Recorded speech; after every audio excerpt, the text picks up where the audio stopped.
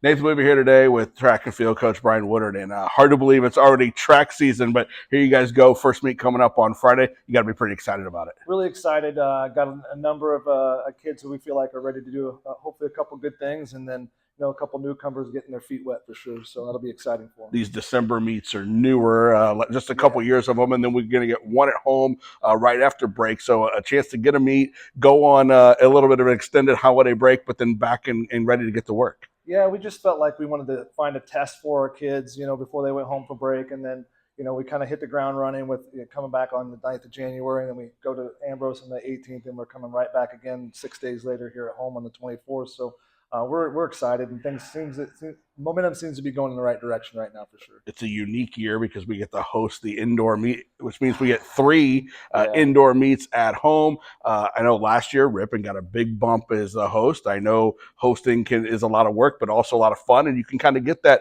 adrenaline bump, right, for the student athletes. We're hoping so. I mean, the coaching staff has already been working on the conference meet logistics of things already, and even yourself working on some internet obligations with the campus and people who can't get to campus. But we're hoping for a little bump for a whole hometown crowd.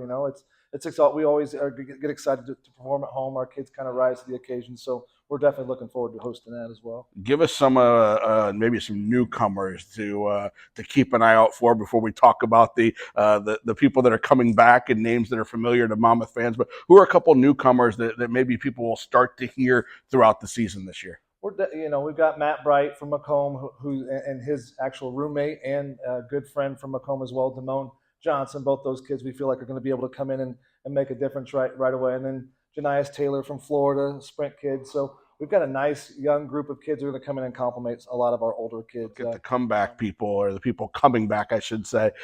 We've got Maddie Boley and Caleb Toberman, who have been to nationals before. We've got some conference champions, Adrian Outlaw, Eli Newton, Miranda Hersey, Maddie Russ, people indoor, outdoor that have won titles, and all of them are back and ready to add on to what they've already accomplished. Yes, and then we've got the people who we feel like the kids who not necessarily the conference champions and the national qualifiers. We feel like yes, those are some mainstays in our program, but then you've got the second or third tier kids. Not that that they become even more important to a conference championship.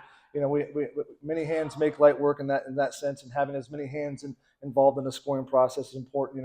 Megan Daly certainly comes in and helps us in the pole vault, and it's the Gunnar Bryant in the shot put, and Jeff Schnetzler. There's just a number of kids that have come along and who have developed over the years, who've gotten the opportunity to work behind some of the Jeffs and some of the Calebs and some of those guys, and now get a chance to shine a little bit more too. So we're definitely excited to have as many kids be involved as possible. You take a look at the kids that are multi-sport student athletes, and you had a bunch of them, whether it be on the men's side you mentioned Matthew Bright from soccer, others from football, but you had a lot of volleyball people. They went deep into the year, making it to the conference tournament. I know you got some basketball players that won't be involved as much in indoor, but obviously cross country. How do you transition those people into the season and into the team when you already have the people that are maybe track only that have been practicing September, October, doing their little things as teams until you start, and then here comes all the football players at the end of November, and the volleyball players and the others that have already been doing things. Yeah, we feel like those kids really add to our culture in terms of what we're trying to do. Bringing them in and giving them a little bit slower progression. They're going to start a couple weeks behind. Granted, they've been training in their fall sport, but we don't want to throw them into the fire right away. So giving them trying to get them an event or two at this first meet and just kind of slowly bring them along.